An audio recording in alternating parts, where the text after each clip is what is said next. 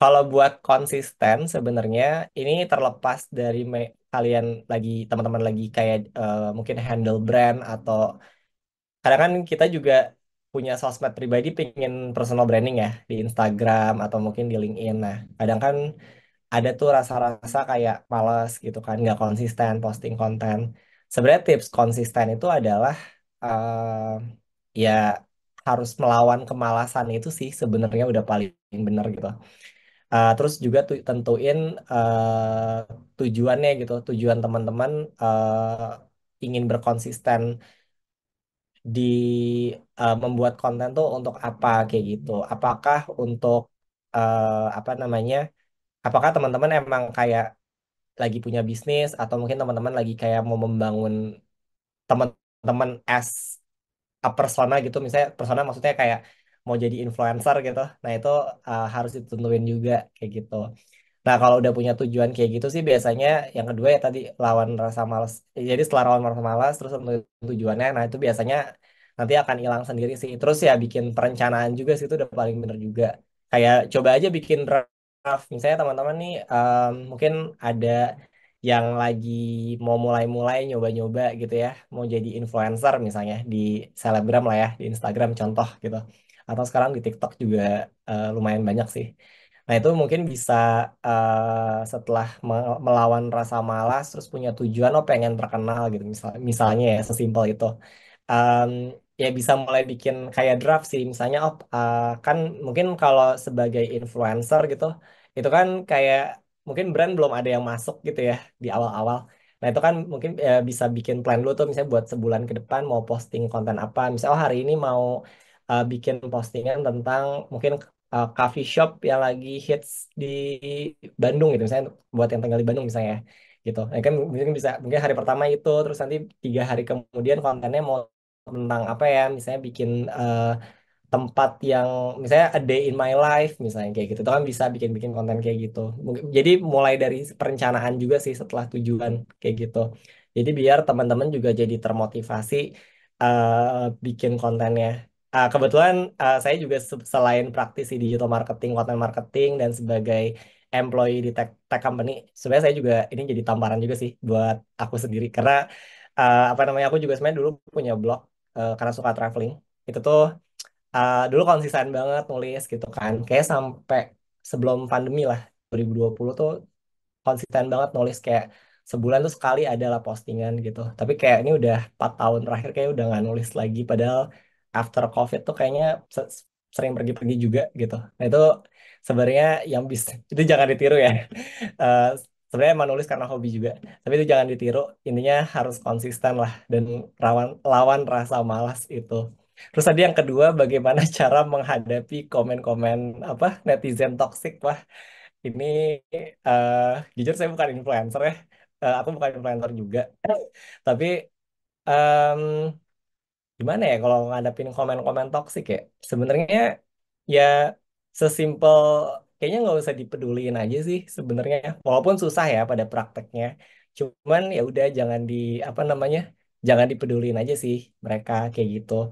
Em, Sama mungkin ngefilter aja ya komennya, mungkin kayak karena kan mungkin komennya tuh ada yang mungkin kedengarannya tidak terlalu enak.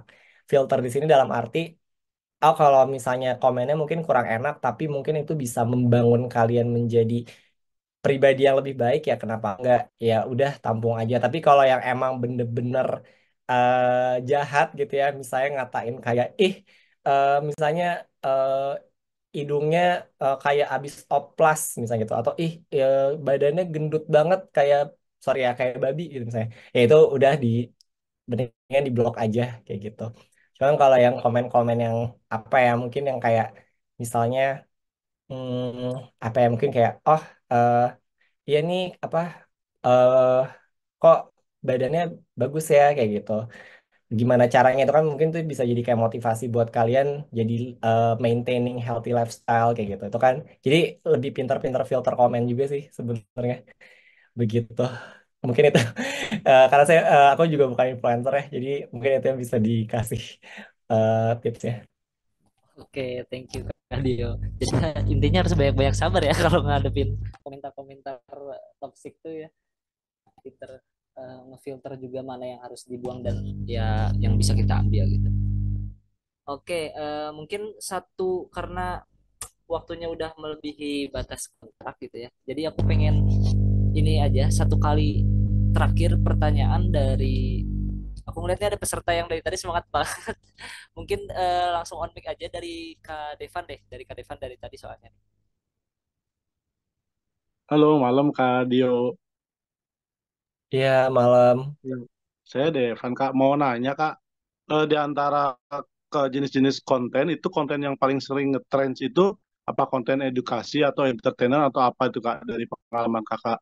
Terus Oh, kedua, kalau kita buat konten berupa video atau gambar, itu apa kayak YouTube gitu ada copyright atau gimana? Misalkan kita pakai gambar orang atau misalkan kita ngambil dari Google gitu, Kak. Apakah ada kayak gitunya gitu, Kak?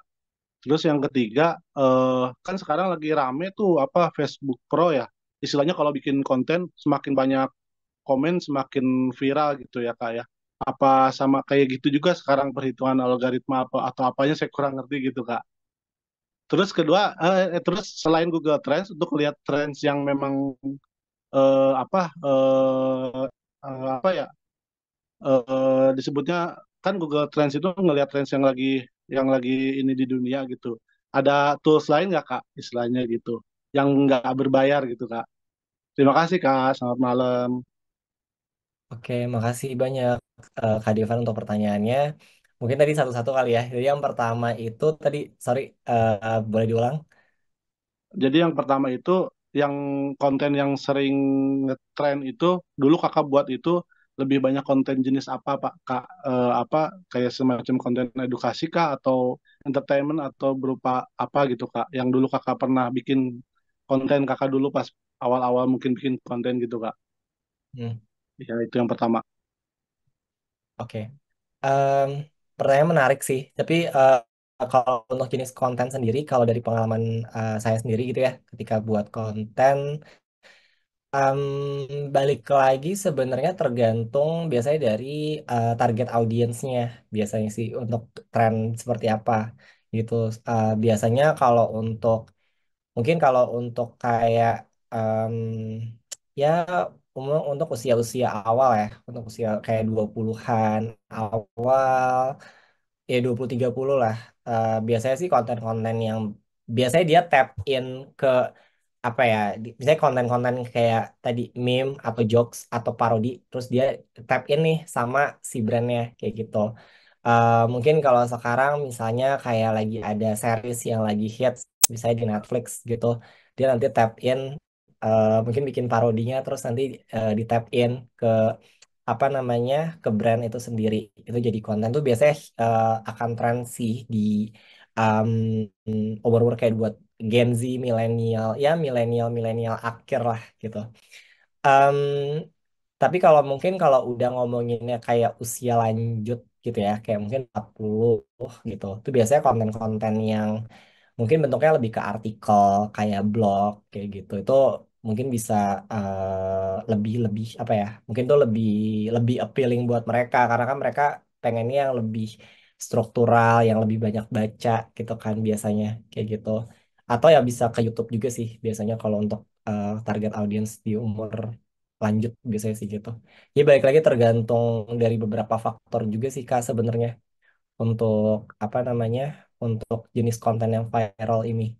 Sama biasanya paling tergantung di market itu lagi kayak gimana. Kayak di Indonesia kan misalnya di tren tergantung platformnya, sorry, tergantung platformnya. Jadi kayak di TikTok misalnya lagi tren apa kayak gitu. Itu juga biasanya ngaruh banget juga sih gitu. Tadi, lalu tadi pertanyaan yang keduanya, mohon maaf,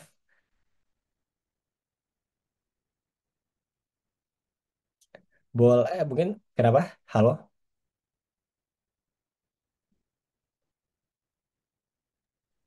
Mungkin mic-nya Halo belum. Kak. Ya, jadi kalau yang kedua itu apa misalkan kita bikin konten atau berupa gambar gitu. Kita ngambil gambar orang atau apa ngambil Google gitu. Apa ada kayak semacam copyright gitu gitu Kak? Itu aja. Iya. Ya, pertanyaan yang bagus sih untuk kayak ini. Jadi untuk tadi saya juga jelasin gitu ya di bagian yang konten creation gitu. Kalau misalnya ketika pembuatan konten itu pastinya akan melibatkan banyak pihak, banyak stakeholders gitu. Apalagi kalau udah kerja di tim yang besar gitu ya. Kecuali mungkin ya teman-teman lagi bangun bisnis sendiri, lagi bangun branding sendiri, itu biasanya ya semua dikerjain sendiri gitu kan. Kayak mulai dari bikin video, bikin foto gitu-gitu tuh kayak semua sendiri. Nah itu tentunya sebenarnya sih ada juga sih yang kayak ngambil dari orang gitu. Jadi misalnya apa ya kayak mungkin dia fotonya misalnya dari third party gitu misalnya ada nggak fotografer misalnya dia nyomot nih dari brand lah nggak brand lah dari akun lain lah Instagram gitu tapi udah dijelasin ini hak ciptanya punya akun ini kayak gitu karena mereka mungkin udah kerja sama gitu. Ada juga yang kayak gitu, tapi kebanyakan sih pastinya kalau buat konten tuh kita bener-bener bikin secara organik ya. Maksudnya artinya kita bikin tuh bener-bener dari nol. Kita nggak asal nyomot gitu. Pak, kalaupun nyomot ya kita juga nyertakan sumber. Biasanya kan di YouTube suka ada juga ya, kayak beberapa cuplikan video yang biasanya kalau kayak video kayak berita gitu. Nah itu kan biasanya dia nyomot dari mungkin video reels orang gitu atau video YouTube orang tapi biasanya ada kreditnya di bawah punya siapa hak ciptanya gitu. Jadi sebenarnya sih bisa nyomot dari orang intinya bisa ngambil dari yang lain tapi harus ada kreditnya terus disertakan itu punya siapa karena kita nggak bisa ambil juga karena kan jatuhnya kayak pelanggaran ya ngambil hak cipta orang lain tapi ya bagusnya sih kalau prakteknya pasti bikin sendiri sih. Jadi ya dan itu tuh benar-benar melibatkan sebanyak pihak. Sebenarnya kalau mungkin kalau brandnya baru baru dibangun atau baru kayak mungkin baru kayak tadi kayaknya eh, Mas Devan nanti ya yang kayak yang lagi baru buka bisnis ya Mas Devan ya Kak Devan juga ya kalau nggak salah tadi atau ada yang lain nggak sih tadi lupa kayaknya di awal. Iya benar. Nah, tadi, Iya nah betul mungkin Kak. Betul. ya, nah mungkin kalau kalau baru baru bisnis kan biasanya mungkin timnya masih sedikit. Itu kan ya sosmed pasti dikerjain semua ya dari desain sama segala Ya. macam. Cuman kalau udah di tim yang udah agak besar, apalagi masuk ke brand yang udah besar juga, company yang lebih besar itu biasanya sih si untuk tim konten marketing tuh mereka udah ngerjain desain. Biasanya nanti koordinasi sama mungkin tim desain grafis atau tim mungkin videographer kayak gitu. Jadi nggak kerja sendiri sih, pasti harus kolaborasi juga gitu.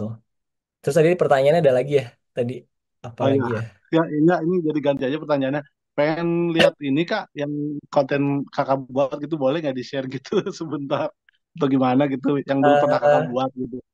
Nggak bisa ya Kak ya? oke. Untuk sekarang belum, iya karena kayaknya saya perlu nyari-nyari lagi sih. Ini takutnya Iya, iya. keterbatasan waktu. Nggak apa-apa. Terima Hmm. kasih Kak. Ya. Ya, sama-sama.